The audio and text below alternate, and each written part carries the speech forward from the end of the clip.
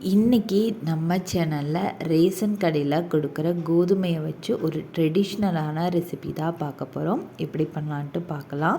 ஒரு பாத்திரத்தில் முழு கோதுமை 1.5 டம்ளர் அளவுக்கு எடுத்திருக்கேன். இதை 2 இல்லை 3 மணி நேரம் நம்ம தண்ணியில் ஊற வச்சுக்கலாம். இதில் டஸ்ட் ஏதாவது இருந்துச்சு அப்படின்னா ஊறி மேலே வரும்போது இந்த மாதிரி நிற்கும். நம்ம அதை தனியாக எடுத்துடலாம். பாருங்கள், எனக்கு ஒரு 2-3 மேலே டஸ்ட்டு நிற்கிது. அதை மட்டும் நான் தனியாக எடுத்துக்கிறேன். கல் மண் அதெல்லாம் இருந்துச்சுன்னா ஒரு தடவை வெயிலில் காய போட்டு நல்லா புடச்சி எடுத்து வச்சுக்கோங்க. இப்போ ஊறின முழு கோதுமையை நான் 2-3 டைம் நல்லா வாஷ் பண்ணி எடுத்துக்கிறேன். இது கூடவே காரத்துக்கு தகுந்த அளவு வரமிளகாயும் சேர்த்துக்கிறேன். இதை ஒரு மிக்சி ஜாரில் சேர்த்துட்டு இது நல்லா பல்ஸ் மோடில் அரைச்சிட்டு வந்துக்கலாம். இதை அப்படியே நம்ம டைரெக்டாக கிரைண்டர்லேயும் சேர்த்தலாம். ஆனால் பார்த்திங்கன்னா அரைப்படுறதுக்கு நல்லா அரைப்பட்டு வர்றதுக்கு டைம் எடுக்கும். அதனால தான் பல்ஸ் மோடில் மிக்சியில் அரைச்சிக்கிறோம். பாருங்கள், இந்த அளவுக்கு நம்ம அரைச்சிட்டு வந்தாலே போதும் மிக்சியில்.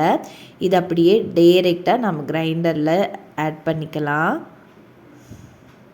தண்ணி நிறையா விட்டுறாதீங்க. கொஞ்சம் கொஞ்சமாக தண்ணி சேர்த்து அரைச்சிங்கனாலே போதும்.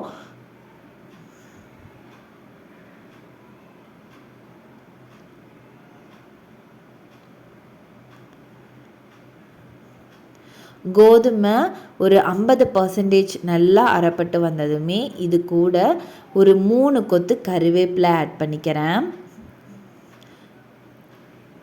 2 ஸ்பூன் சீரகம், சின்ன வெங்காயத்தை நல்லா இடித்து வச்சுருக்கேன். அதையுமே இந்த ஸ்டேஜில் ஆட் பண்ணிக்கிறேன். இதெல்லாமே ஒன்றும் பாதியமாக அரைப்பட்டு வந்தாலே போதுங்க நமக்கு.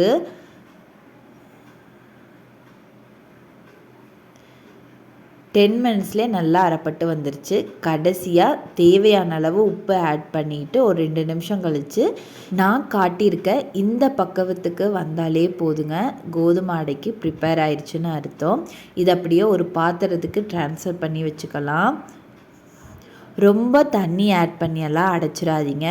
அடை மாவு எந்த பதத்துக்கு இருக்கணுமோ அந்த பதத்துக்கு அரைச்சி எடுத்துக்கோங்க. இது கூடவே பெரிய வெங்காயம் நல்லா பொடியாக கட் பண்ணி வச்சுருக்கேன். 2 வெங்காயம், அதையும் இது கூட நான் ஆட் பண்ணிக்கிறேன். உங்களுக்கு வேணும் அப்படின்னா கருவேப்பிலை, கொத்தமல்லி, பச்சை மிளகா அங்கங்கே கடிப்படுறதுக்கு இதெல்லாமே நல்லாயிருக்கும். நான் குட்டீஸுக்கும் கொடுக்கறனால பெரிய வெங்காயம் மட்டும் நான் ஆட் பண்ணி இது எல்லாத்தையுமே நல்லா கலந்து விட்டுக்கிறேன். இது ஒரு 10 நிமிஷம் அப்படியே இருக்கட்டும். அதுக்கப்புறம் நம்ம அடை போட்டு எடுத்துக்கலாம். இப்போ தோசைக்கல் நல்லா ஹீட் ஆயிடுச்சு. ஹீட் ஆனதுமே ஒரு குழிக்கரண்டி அளவு எண்ணெயை ஃபஸ்ட்டு ஆட் பண்ணிவிட்டு அதுக்கப்புறம் நம்ம கலந்து வச்சுருக்க கோதுமை மாவை இதில் ஆட் பண்ணி நல்லா ஸ்ப்ரெட் பண்ணி விட்டுக்கலாம்.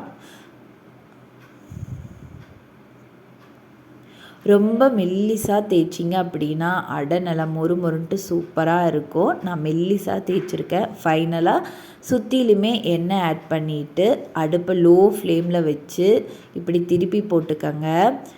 நல்லா கோல்டன் ப்ரௌன் கலர் ஆனதுமே நம்ம அடையை எடுத்து சர்வ் பண்ணலாம். நல்லா சுட சுட சாப்பிட்றதுக்கு அடை ரொம்ப டேஸ்ட்டாக இருக்கும். தொட்டுக்கிறதுக்கு சைடிஷ் எதுவுமே தேவையில்லை. வேணும் அப்படின்னா நீங்கள் தயிர் கூட சர்வ் பண்ணலாம்.